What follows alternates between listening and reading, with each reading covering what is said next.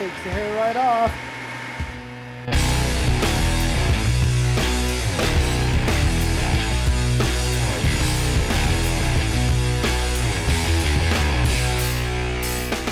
Okay, guys, now we're going to go on fixed blade utilities. We have several knives here. They come all the way over to here, okay? These right here, this is one that I do. This is my utility knife, and it's real fancy. This is Damascus steel L6 and 1080, about 600 layers in this. White brass. It does have a back cut, so this can be a fighter too. But the length of the blade, I'm just kind of, you know, you'll see. But I would use this in a scrap, and I've actually had it to where I thought I was going to have to use it. But it's kind of cool. I can twirl it and all that. But this has a nice feel to it where I can do skinning. I can just open an envelope. I can do almost anything with this darn thing. In fact, what was it? We were sharing a sandwich, and I cut the sandwich. But it's a cool knife. The horn, the boar's tusk on there is pretty cool. And I have a little cross draw sheath for this. That's neat. This is my Gurkha. This will also, too, you can really chop with this. I could actually go through a 2x4 in about 40 seconds with this fire shelter, so I can use that for survivability. This is the same, about the same thing, but a 3-inch blade. This is legal anywhere in the United States.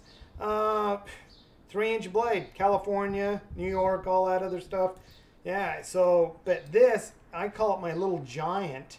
You can go on a 2x4 less than probably about 30 seconds, 40 seconds, fire shelter. You got a nice belly. I can sit there and skin with this, do utility work, chop with this. It's just, it's phenomenal. But it does have a back cut to it. It will, you know, go in. But the angle of the knife, then I have the serrations. When I hit something, you'll ride right up on that blade. I kind of like that angle of that blade, how it's done up. So if I hit somebody, they pull back, you're going to ride up on that blade. And then I have the parachute cord. I could actually use the cord if I want. You can see the lanyard that I do on that. And that's A2. Really tough, really strong, holds a great edge. And now I'm going to go into a kukri. This is Fox Knives, really nice knife. This is one of Sam's, you know. Sam really likes it. He really likes this. Like I said, he's our cameraman. Very knowledgeable on knives too, guys. And, you know, some of these knives are his. But anyway, this kukri's survival. These things chop like nothing else. They will penetrate. They're not going to penetrate as easy as some of the fighting knives, the daggers, and the buoys. I have done them with back cuts on them. I'd suggest to Sam maybe we sharpen it up about that far, and you can have a back cut. But the way this, when you're chopping with this, when you hit, it rolls up a little bit, and it gives you a cut chop with it. Really cool knives. Back in the day in World War II, you know, I'll show you things with the Sachs Farabone. Now they're cutting the throats and all the other stuff in a real fancy way. The kukri, what they used to do, they'd just go right through the helmet. They'd go boom. That was end of story. Guy was dead. And they were a lot heavier dutier than this. But this is a real nice feel, and it has that nice feel. Like I said again, guys, put the knife in your hand, feel it. Just kind of look away. God, do I like that? Does it feel extension? This feels like an extension of my hand. Okay, guys, this is a Becker. Another little survival knife. There's some neat attributes on this. And Sam, the camera guy, he carried this. Why don't you come on over and kind of, I'm going to have him kind of tell you a little bit.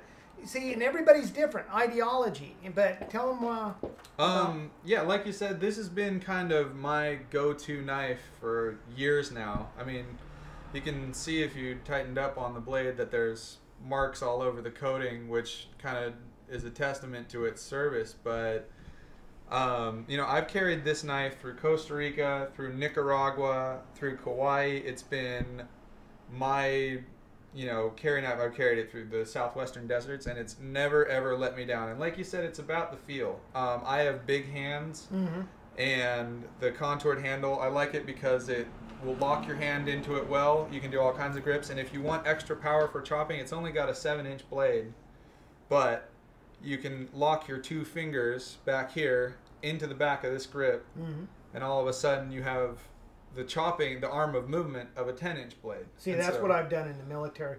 But you see, guys, little things that just like what he's telling you, and the feel and all that, this is what he likes. It might not be what I like, but it doesn't matter what I like. It's what you guys like, and that's one of the big main feels. He feels comfortable. He takes it all over. Tell him about the sheath. The sheath is a little bit different. So this is the standard. That is the big downside of the Becker. The sheath that they come with is universally regarded as being pretty crappy. I mean, the knife isn't very expensive. It goes, I think you can get them for $85 or less on some places, and they put every dime of that into the steel. Mine is actually wearing new micarta handles. The original ones are Grivory. They're just plastic, but the sheath that it comes with is really crappy. It's just a nylon sheath, nothing really fancy about it. So because I carried this knife so much, after I got back from one of my trips, it had just been kind of mangled. So I got this new sheath. It's custom made by Survival Sheath Systems. It's a nice sheath. And what it is it's all Cordura nylon on the outside, and then on the inside it has a Kydex insert. So as you can see, it's got kind of triple retention. The Kydex insert will hold it here, and if you need to go more than that, it has a snap fastener. And so it retains the knife really, really well. Keeps it the plastic so it won't, you know, retain water. It has drainage holes out the bottom. And then it has storage space here in the sheath for your survival essentials. I keep a little mini compass here. Oh, cool. Right there. Yeah. And then, you know, fire starting, fishing line, and some first aid stuff in there. So, you know, like I said, this knife has been my constant companion. John, you did this edge up for me, and, you know, as you can see, it just pops hairs right off. Pops hairs right off. So the fits and edge will made a great knife better. So, but you see, guys, one of the reasons why I asked him, this is a knife that he liked. He changed it all up, different grips. This canvas micarta, what I really like about it, it gets grippy when it gets wet, and especially blood too. But now he has a knife that you really like, and then you went even further, and you had a different sheath made for it. That is cool. What did you have in here? In there, let's see. Did you stored some stuff in there? Yeah. Let's see. What do I got in here? I have roll of duct tape, which I always keep because duct tape will adhere in blood. Yeah. If you cut yourself, you can duct tape yourself back together, and it can be used now to fix anything. I have a scalpel in here. Wow, cool. A lot of the places that I go backpacking around here have rattlesnakes, so if you get bit, you know, you need to make that incision above the wound. Some snare wire. Yeah. Fire starting. Cool. Ignition equipment. Here, this is kind of a gimmick thing that I got, but I actually really like it. What it is it's a compass, but it also is a waterproof container. Oh, that's cool. And it's waterproof not only to, you know, rain and stuff like that, but this is actually waterproof tested down to about 50 feet. Oh, that's cool, dude. You know, it's more waterproof than you probably ever need. And in there, I keep a few spare matches and just a little, some fishing hooks and stuff like that. So that. And as you can see, this comes with a lanyard, so, you know, if I fell into a river and all the other stuff goes out, I know that I still have a knife, a compass, and fire. There you go. No matter what. See? And that's thinking outside the box, guys, and that's important. Like I said, anything you guys get, you can change it to what you want. Silly knife. Yeah, so you guys see on the little survival knives, and as I'm going to show you this other one right here, and this is also... That's a cool knife. Yeah. This is a neat little knife. It does a bunch of different stuff. You can use this as a boot knife. You can use this as a belt knife. There's a bunch of stuff you can do with this. And like, again, I've seen guys that do little survival knives to where they have all this stuff in a little pack that's hanging from it and all this other stuff. And this is another one knife that he likes. So this is the this is made by Rat Cutlery. It's actually discontinued now, which is kind of sad for me because I really liked it. But they packed a lot of smart engineering into a very small package. This knife is, you know, it is really small. It's only got about a 2-inch blade, but they did it on purpose because this is legal anywhere in the world you go. You know, no matter what. On the back, you can see here we have that little point. That's a pry bar. Oh, wow, that's cool. You can, you know, because a lot of times when you're out in the woods or something, you end up using your knife as a prying tool, and it fucks your edge up. And I've had a lot of guys bring stuff in that really messed up. What this does is that saves your tool. So if you needed to pry something open, or even if you need hold it and pound it into cans to open cans up. And a cool thing about it is if you sheath the knife, you can actually leverage. That's cool. You can, instead of grabbing, if you need more leverage, you just use the sheath, and you can actually, you know, push all the way on it. Yeah. This is 1095, so it'll stand up to a lot of abuse. Here, the handle is hollow. It's kind of the handle is hollow. You have to undo these 2 screws, and a lot of people think, well, that's useless. What if you don't have a screwdriver? That's why I put a little washer on this lanyard. And see, it didn't come with that, did it? No, it didn't. Yeah, see, that's thinking outside the box again. That's what I like about him. He knows his stuff. So and that's one of the reasons why we're showing on his little utility stuff. So yeah, you take this washer out, and you know you can undo those handle screws. And inside I have a few matches, some fishing gear, just like the very most basic stuff. This knife I brought with me backpacking through Europe. You know, their knife laws over there are a lot more strict. But you and I know that wherever you go, you always need a good knife, and this one is one that you can carry anywhere around the world.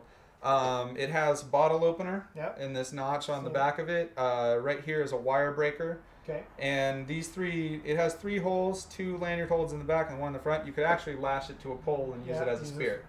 So I like, because you can, you know, you don't, this is really easily, you can stash this in a pack, you can put it in a fanny pack, you can, you know, even if it's legal most places you go. If you have a deep pocket, you know, you can make this disappear. Yeah, in Europe you can take this anywhere. I've had guys come into my shop and say, John, I'm going to Europe, I need something for protection and all that, and I go, dude, you gotta have a small blade. But and you have to check it on. You got to check it on your luggage. The only thing is, in what I look for in a survival thing, these small ones are great.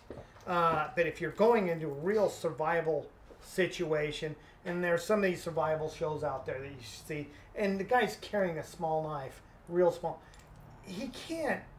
I mean, fire shelter is so much. It takes so much. It takes so much. But that's why, energy. like you think, but this is better than nothing. I mean, if you're going to Europe or someplace like that, check the knife laws, see what you can take. I mean, this can be used as a fighter. You could actually sharpen the back, but then you got to worry about double edged. Some places said no.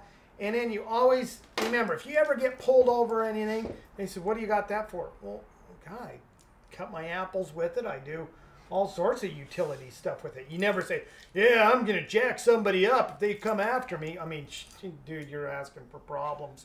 But that is great. But that's why I have Sam over here and talking to you about a little bit different ideologies. He's thought outside the box and showing you some of his survival stuff, and he's actually used them. Yeah. No, that's like I said, that has been. I did a lot of overnight stuff in Costa Rica a long time. This was actually used at the end of the summer. I worked in a nature preserve, and this is the knife that we use to barbecue a alligator. Oh, there you go. So this, if you need to chop up an alligator, this will do the job. Just remember, it rusts though. That's the only downside about this. It will rust, so keep it lubed up and it works forever. Yeah, there you go. Well, I guess we'll move on to the fighters now. All right. Well, I'm gonna step off. Okay. Hey, thanks, bud. Now you just seen with him, Sam knows his stuff, and we're gonna go on to the fighters more now. And so let's go on to the fighters.